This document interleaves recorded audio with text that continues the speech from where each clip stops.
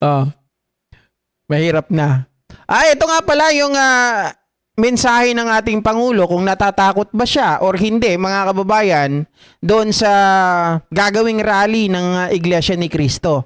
Ang kanya namang kinakatakutan o ayaw niyang mangyari, yung kagaya po ng ginawa nung nakaraang rally na sila po ay nagpapasabog pa ng Molotov bomb. Another large-scale protest is slated for November 30 on Bonifacio Day with rights groups convening since November with 30 rights groups ito, convening since October po. And they said it's going to be bigger than September 21st. Is this a cause for concern, sir? Yeah. A cause for? Concern. No. The only concern I have when we have demonstrations for whatever reason is that there are agitators who will go and try to cause trouble. What demonstrator goes to a demonstration with Molotov cocktails that are not intending to cause trouble or to hurt people? Pang-riot yun. Those are the people that we are worried about.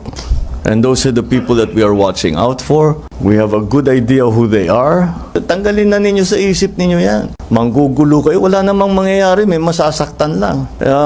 Nasasaktan pa yung mga kasama ninyo kuminsan. Yung mga pulis, wala namang kinalaman yung pulis.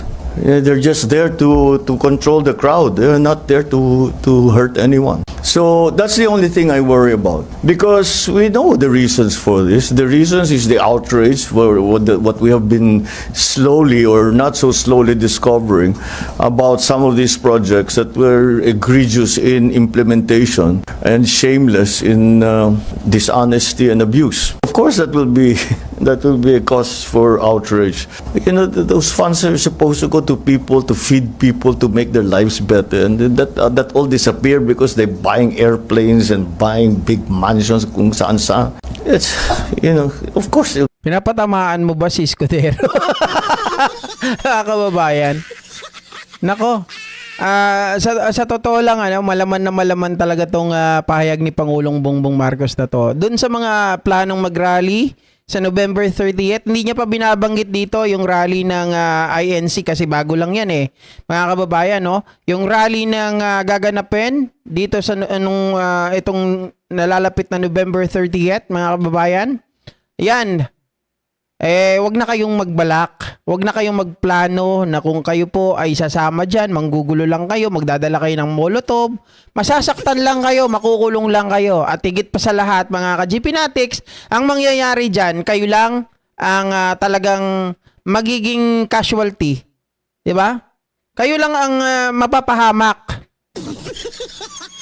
Bakit naman casualty, mamamatay, GP? Hindi, ganito. Pwede kasi mangyari, umabot dun diba? Katulad nung nangyari nung September 21, may namatay doon. May namatay kung bakit, mga ka-GP Natics. Biruin mo, yung motor. Yung motor. Gustong pakialaman ng mga nagrarally. Akala ko ba sila anti-corruption? Ninakawan yung sogo. Nanakawin yung motor. Yung nagbabantay sa motor na tawag dito na magre-relos. Diba? Yung gumagawa ng relo. Anong ginawa doon sa pinagtangkaan yung buhay niya tapos itatakas pa yung sasakyan, yung motor. Di nabaril siya. 'Di ba? Ito mga tao na to dapat mag-isip-isip kayo kasi yung mga tao na nag-uutos sa inyo na sumama diyan, 'di ba? Yung nagbabayad sa inyo para pababayin si Pangulong Bongbong Marcos, manggulo kayo, magkano natatanggap nyo? 3,000. Yung 3,000 nyo pag nakulong kayo, yung pampiyansa kulang. Wala naman magpapiyansa sa inyo. Di mga politiko na yan, di kayo papiyansahan. Bakit? Pag pinyansahan kayo, baka mamaya matiklo pa sila. Mahuli pa sila na sila yung nag-uutos sa inyo. Ang matindi pa nito, mga kababayan, pag nakulong kayo, magagawa kayo ng dahilan. Sasabihin nyo, hindi po ako yun. Naiwanan lang po ako ng tsuhing ko. Pero huling-huli ka na, from top to toe, mga kababayan, yun pa rin yung suot mo.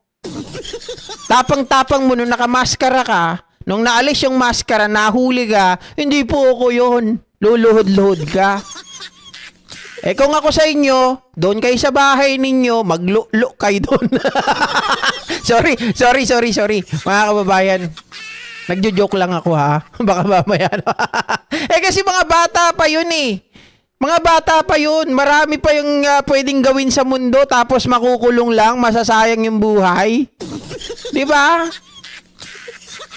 Diyos mio Marimar. Sabi nga ni Cap Nino Barsaga, sabi niyang ganon, kung wala kayong magawa sa buhay, sabi niyang ganon i-joke lang niya to. Kung wala kayong magawa sa buhay, wala kayong pera, kaysa mag-rally kayo, kaysa mag-molotov bomb kayo dyan, mga kababayan, pumunta kayo doon. Saan daw?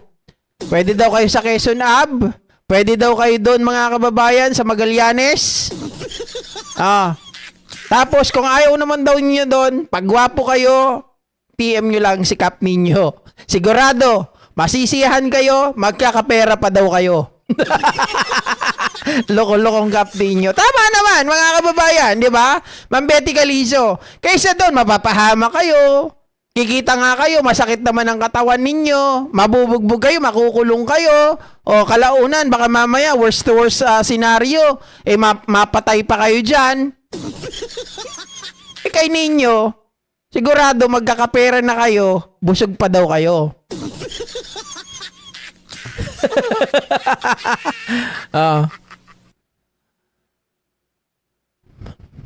Diba?